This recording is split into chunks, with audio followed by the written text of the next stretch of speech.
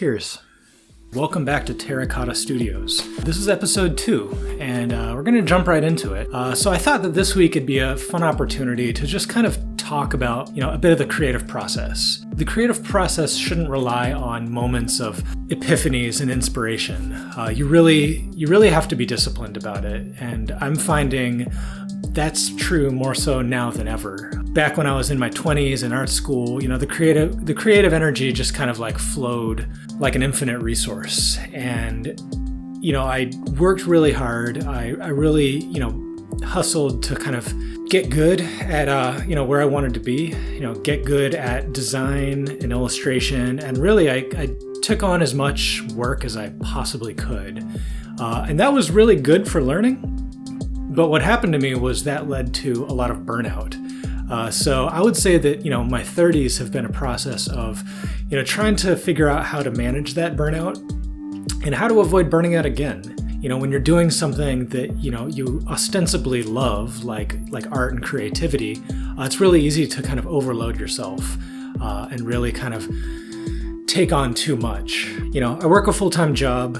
I've got a 1-year-old kid. Which is kind of astounding to say. That first year goes by really quickly. One of the main things about having a kid is they take up a ton of time and energy. So I found that I have to be super disciplined with how I manage my creative time and energy. And what that usually means is working in the evenings on my kind of passion projects. I've had a kind of a love-hate relationship with the term passion. I guess it's thrown around a lot as this kind of currency, how passionate you are. And, I've struggled because oftentimes I've conflated the word passion with kind of this exuberance and enthusiasm, which I definitely have, on a good day. But what I'm finding that word passion means to me, at least, is kind of a willingness to do whatever it takes to, find the time, find the energy, even when it feels like you don't have any. Knowing that even when you're not inspired, you can still do things to push yourself further and to reach that next level. When I say do things, I mean like tutorials or organizing your files or even kind of less kind of creative aspects of the creative process.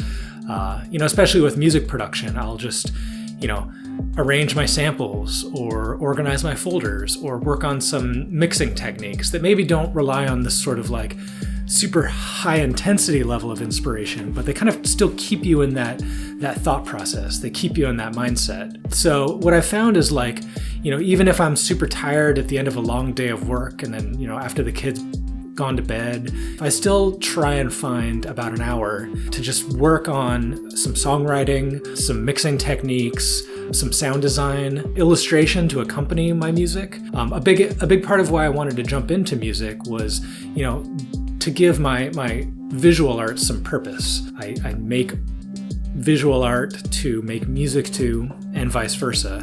When you do something for a living, it does inherently make it feel more like a job. So I've been kind of fighting against that impulse and really working to stay inspired.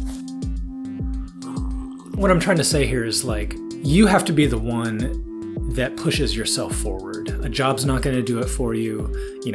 A teacher's not going to do it for you. Your family's not going to do it for you. All of those people should be supportive and, helping you push yourself. But at the end of the day, you're the one that has to, find the time, find the energy, find the inspiration, and really kind of roll that all up into a ball of what I will call passion. Passion is a little bit messier than this sort of divine, sort of religious energy. It's about discipline, and it's about, putting in the time to get there. Make the stuff that you want to see out in the world, because other people will probably want to see it as well. So, thank you very much, and let's get down to it.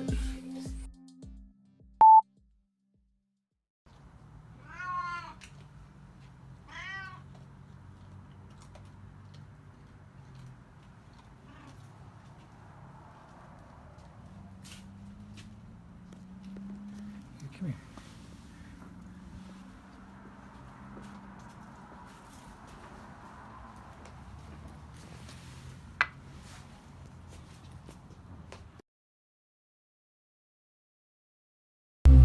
All right, so here we are, kicking off the jam session.